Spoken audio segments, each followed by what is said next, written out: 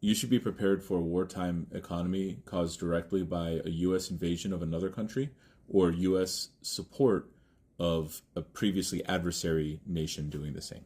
He low-key threatened war with Greenland. Greenland, a territory controlled by Denmark. We like to think the right is not very smart, and certainly the supporters of all these politicians and billionaires have not thought things through. But let's assume for a second that the people that are making these decisions and expressing these desires have thoroughly thought, gamed this out.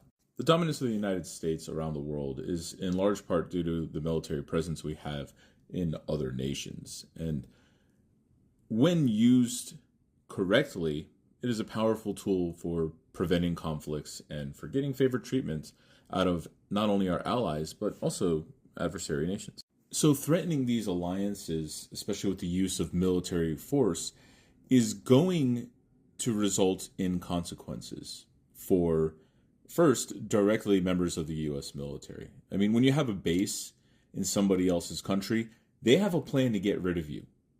That's plain and simple. It'd be foolish not to. If the United States started anything that motivated any alliance to do something about us, they could arrest every single member of our military stationed in a foreign base. Or those bases can be completely kneecapped, and the support networks that are developed to take care of ships, for example, and deployed troops, all of that can just be slashed, and the United States would be entirely helpless around the world and would be incapable of bringing a large part of its fighting force back to the country. Most of the politicians and oligarchs must know this.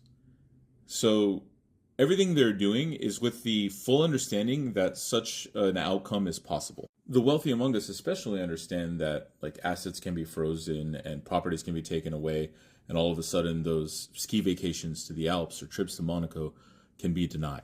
So why then do they take on all of this risk? I've long said that ideology is dominant over your personal logic. It controls what you believe is logical. And I don't think there are any exceptions here. These people have an ideology of maintaining hierarchy. Now, each individual person has their own beliefs of where they stand, where they are capable of rising to, and who will be beneath them, and who will support them.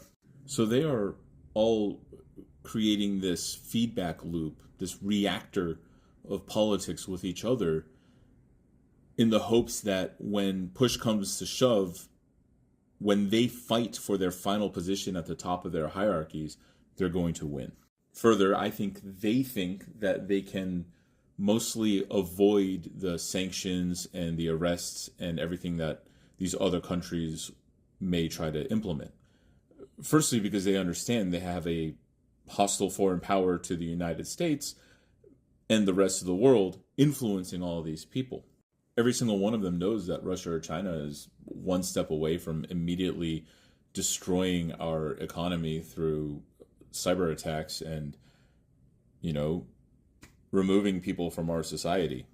So Republicans trust in this fear around the world that defying the United States' rise to fascism defies the Russian mandate for this to happen, and thus will not do anything when push comes to shove. Now, a lot of the supporters either think that they are on the way to rising in this hierarchy or don't understand the greater danger facing us. And they're predisposed by their upbringings to be like this, to support the hierarchy.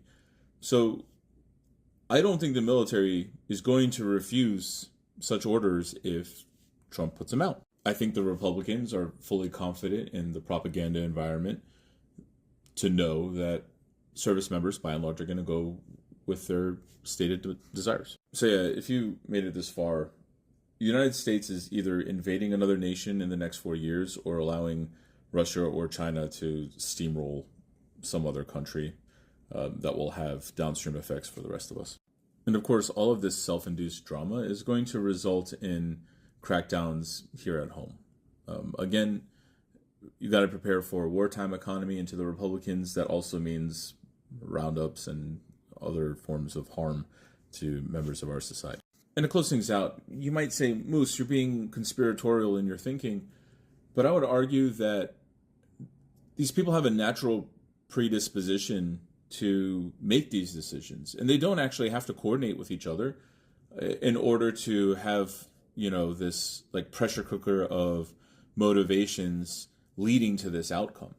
Surprise a bunch of theater kids by putting them into a room together and watch within 10 minutes they're singing. It's the same thing with fascists. It's the same thing. Moose.